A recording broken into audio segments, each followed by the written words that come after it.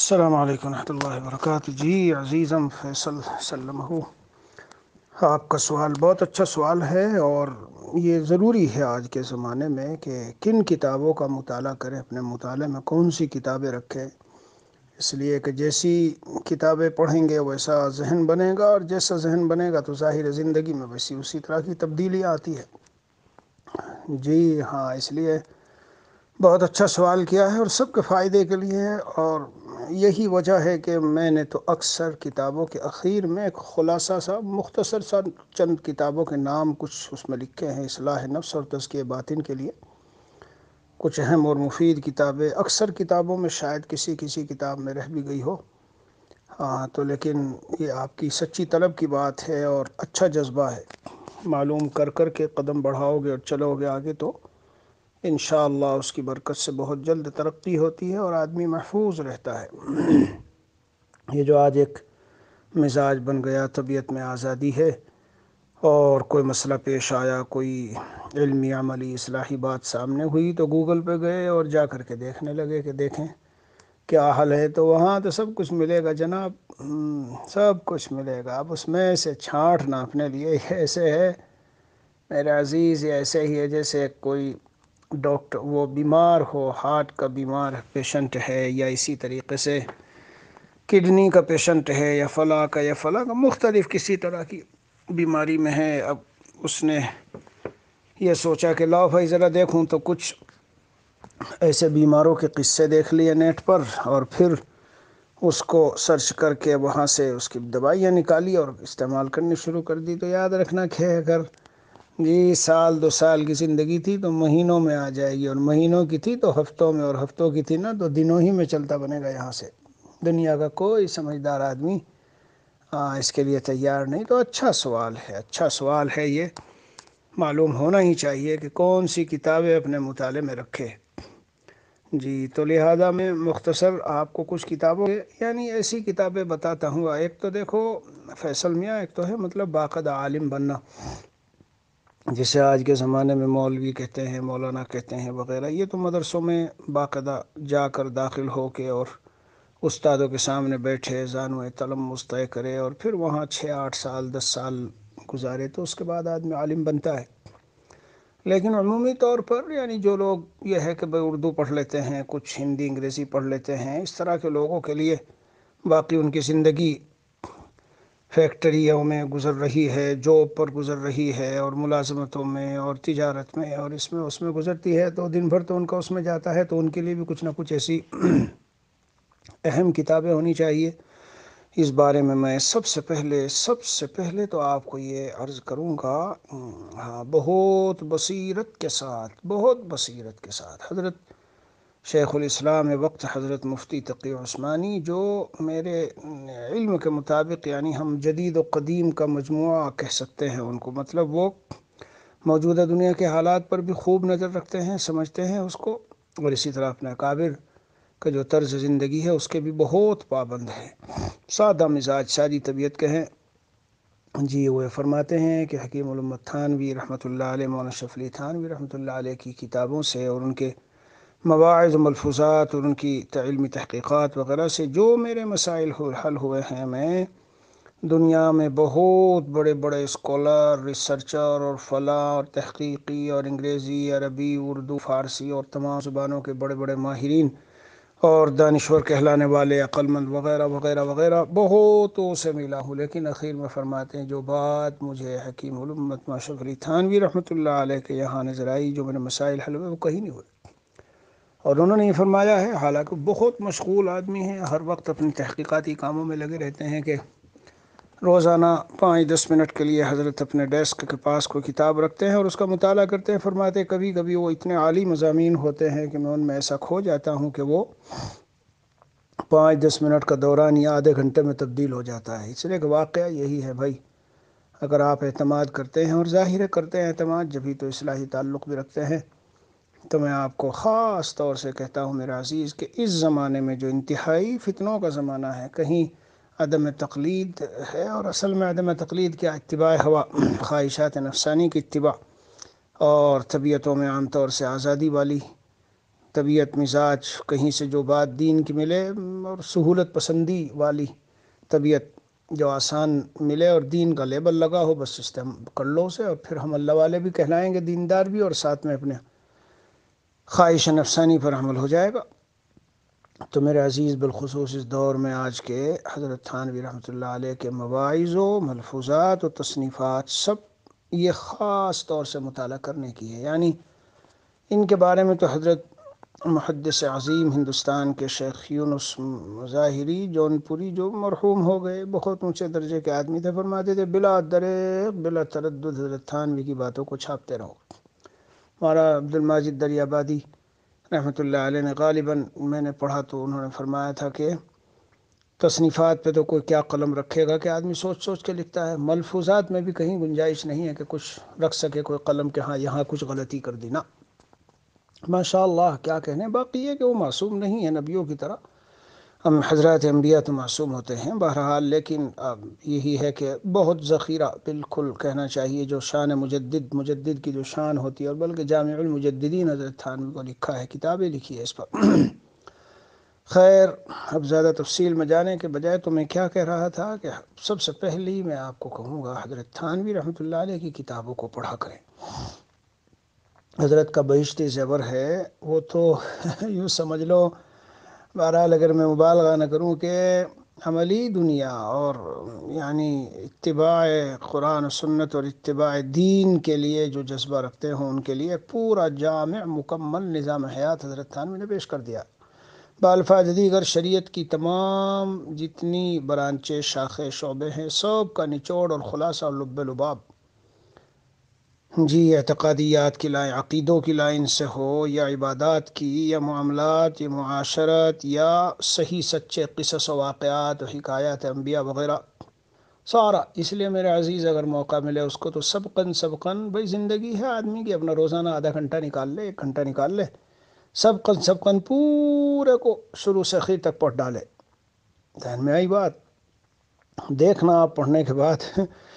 عجیب و غریب کتاب ہے، عجیب و غریب۔ ہم بہت سے لوگ سمجھتے ہیں بیچارے کہ یہ تو اردو میں ہے، اس لیے نہیں، اردو میں ہے، لیکن ایسی جامع کتاب ہے، سبحان اللہ، کیا کچھ اس میں نہیں، اور کیا کچھ اس میں سمو دیا گیا، رکھ دیا گیا ہے۔ اس لیے اس کو خاص طور پر پڑھو،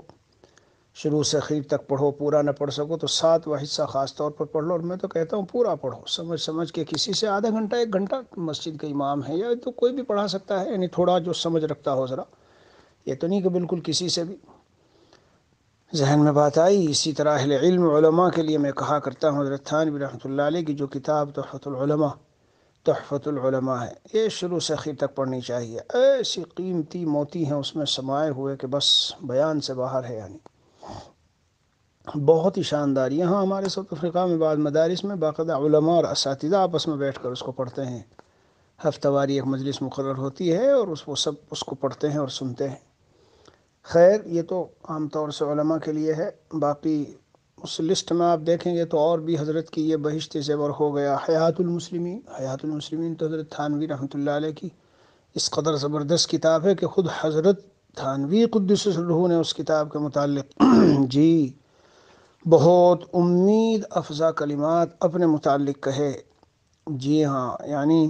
اللہ تعالیٰ کی ذات سے خاص امید قائم کی ہے اس کتاب کی متعلق، اور مسلمانوں کے لیے انہی حالات میں کہ لگ رہا ہے کہ مسلمانوں کا جو ایمانی اسلامی امتیاز اور تشخص ہے یہ اٹھتا جا رہا ہے، ختم ہوتا جا رہا ہے، نہ معلوم کیا ہوگا۔ تو فرمایا یہ اس میں جی 25-26، بہرحال ابھی ذہن میں نہیں ہے، 25-26 باب قائم کیے ہیں کہ یہ باتیں کم از کم ہر مسلمان اپنے گھر میں رائج کرے۔ تو اس کتاب کو تو ایسا کر لو، چاہے کہ یعنی اپنے گھر میں تعلیم کے طور پر جیسے فضائل اعمال کچھ دیر پڑھ لو، پھر حیات المسلمین پڑھ لو،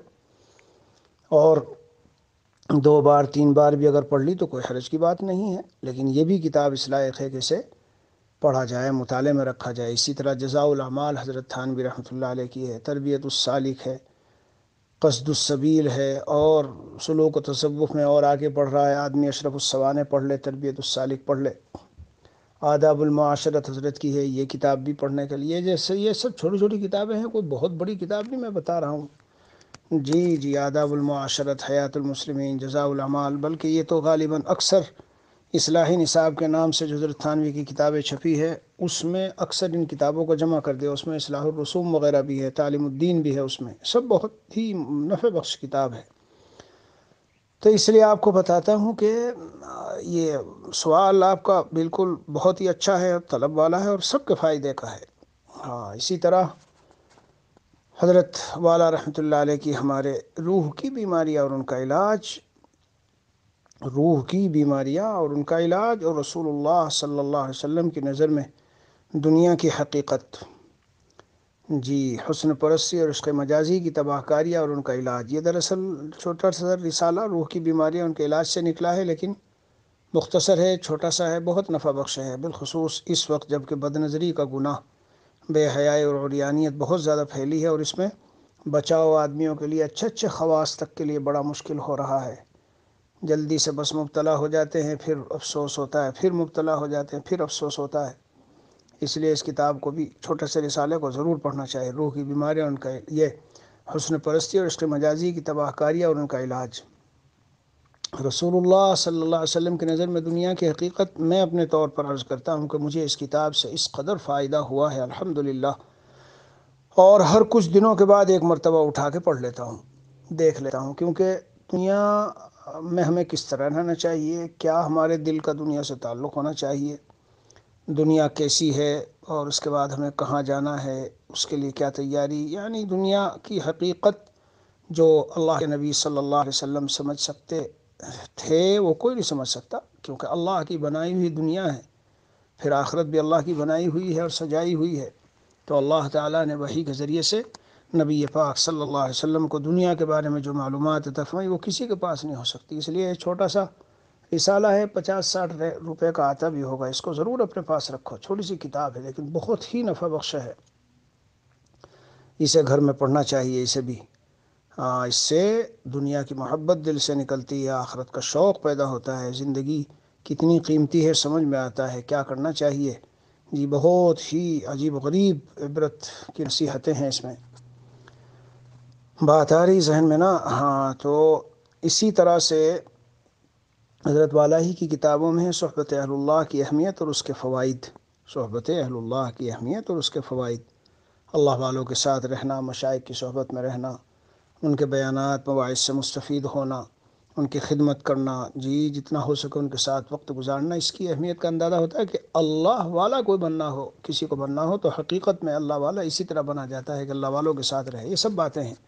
مواعظ درد محبت ہے۔ اسی طرح حضرت کی خود سوال یعنی اصلاحی خطوط اور جوابات کی کتاب ہے تربیت عاشقان خدا، بہت مفید ثابت ہوگی انشاءاللہ۔ اس زمانے کے اعتبار سے بہت سے لوگ اپنے احوال بھیجتے تھے اور پھر ان کے جوابات، پھر ان کو کیا فائدہ ہوتا تھا،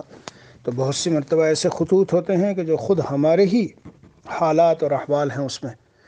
جیسے میں خود بہت سے جوابات دیتا رہتا ہوں، جب جواب دے دیتا ہوں تو لوگ کہتے ہیں، بہت سارے ماشاءاللہ کہنے والے ہیں کہ ہمارے ذہن میں تھا، ہمارے ذہن میں تھا، اسی کے ذریعے سے جو آپ نے جواب دیا ہمارے مسائل حل ہو گئے۔ جی جی، حضرت شیخ زکریا رحمۃ اللہ علیہ کے فضائل اعمال، وہ تو پوری دنیا جانتی ہے اس کتاب کو، اس کا تو پڑھنا چاہیے، اعمال کی قیمت و اہمیت کا جب پتہ چلتا ہے جبھی تو آدمی کو دل میں شوق پیدا ہوتا ہے نا۔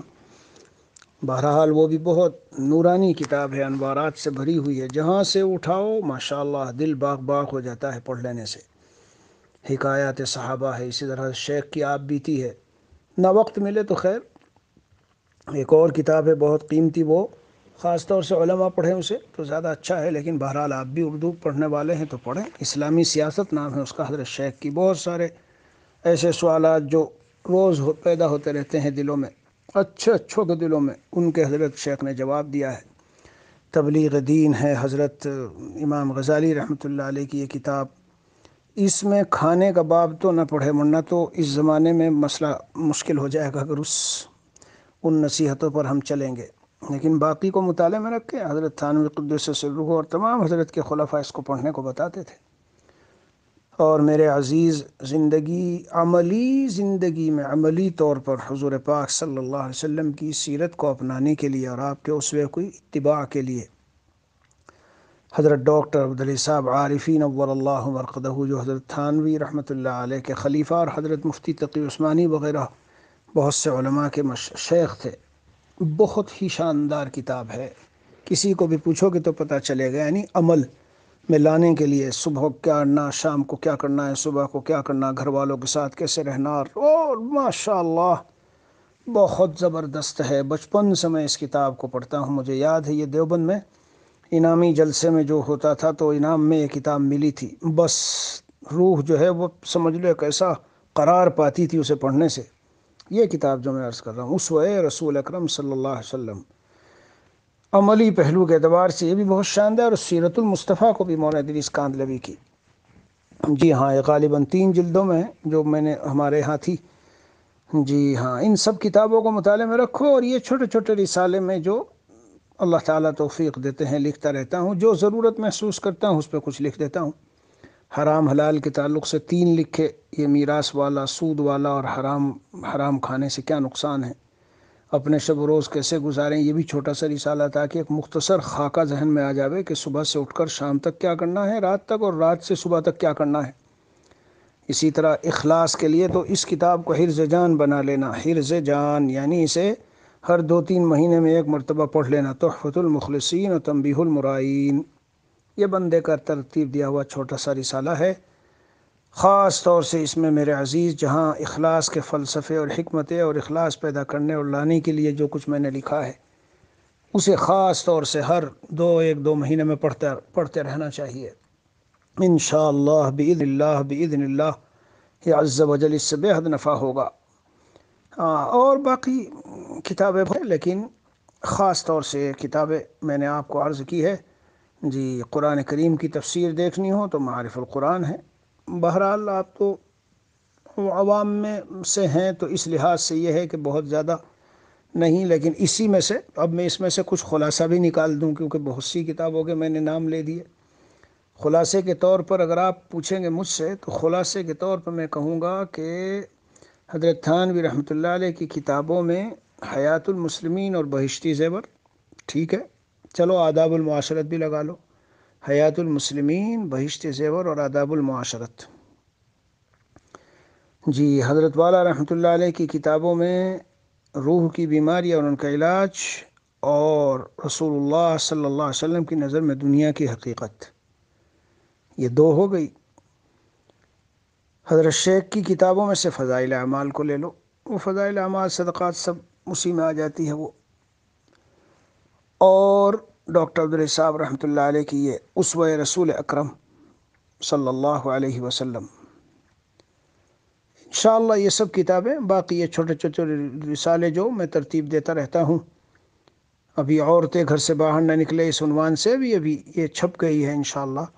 سب کو ملے گی، PDF بھی ملے گی، اور جس کو لینا ہوگا تو اس کو ہم بتائیں گے، وہ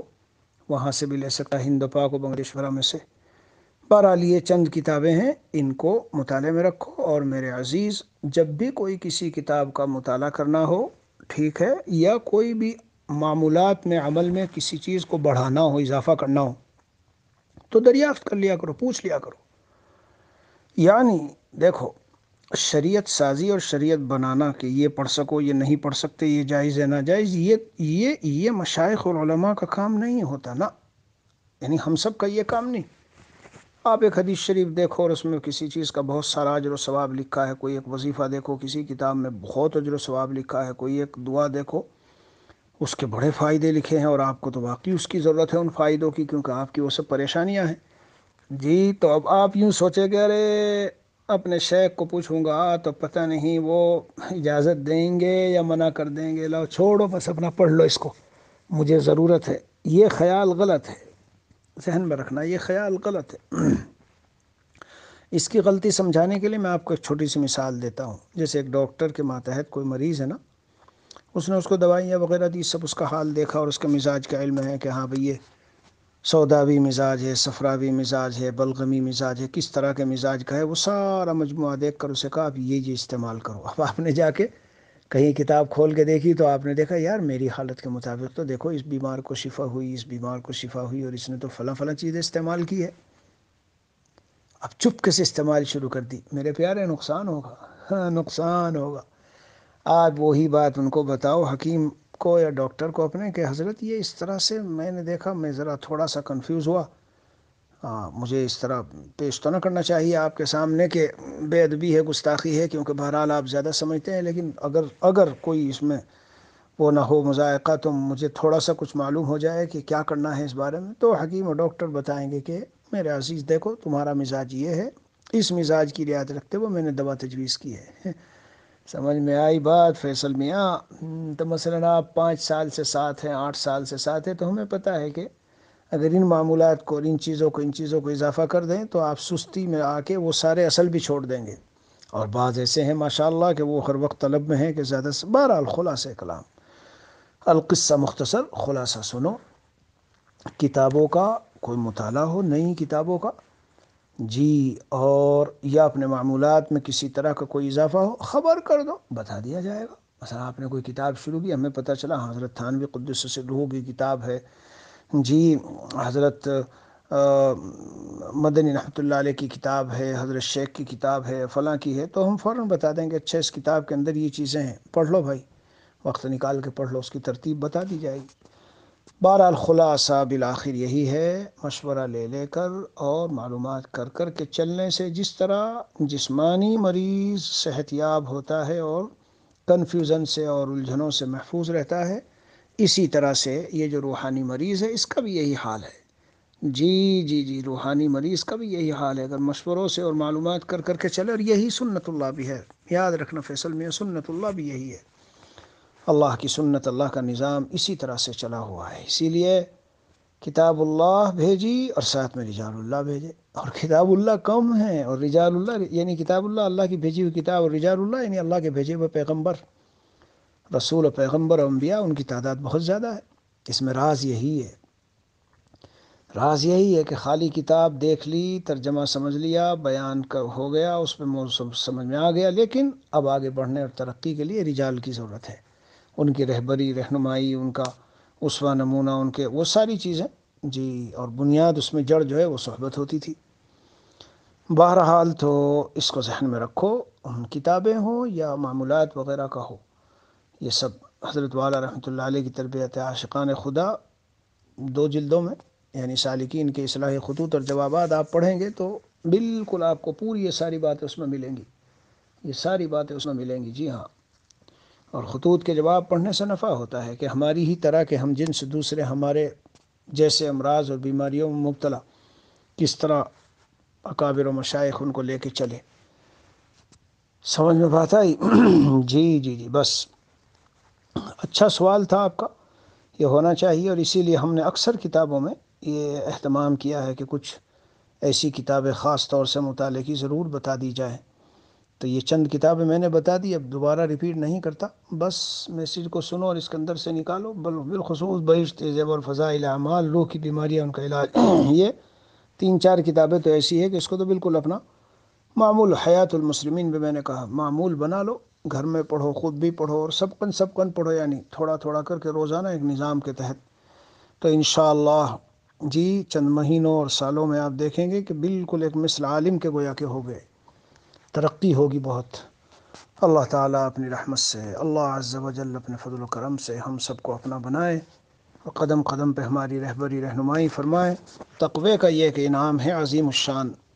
انشاءاللہ کسی دن بیان کروں گا، ویسے تو رمضان میں نے بیان کیا تھا،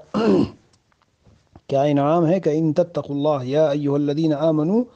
ان تتقوا اللہ یجعل لکم فرقانا، کہ متقی بندے کی اللہ ہر قدم پر رہنمائی فرماتے ہیں، بہت عظیم انعام ہے۔ جی جی جی، ہاں، فاس ایسی فہم عطا کرتے ہیں جو الفارق بین الحق والباطل ہوتی ہے، حق و باطل کو سمجھا دینے والی ہوتی ہے، ایسی سمجھ اللہ دیتے ہیں، دینی بصیرت دیتے ہیں، ہر قدم پر اسے سمجھ پڑتا رہتا ہے، یہ کرنے کا ہے میرے، یہ چھوڑنے کا ہے، یہ کرنا چاہیے، نہیں کرنا چاہیے، تائید غیبی ہوتی ہے۔ جی ٹھیک ہے، اچھی بات ہے، انشاءاللہ۔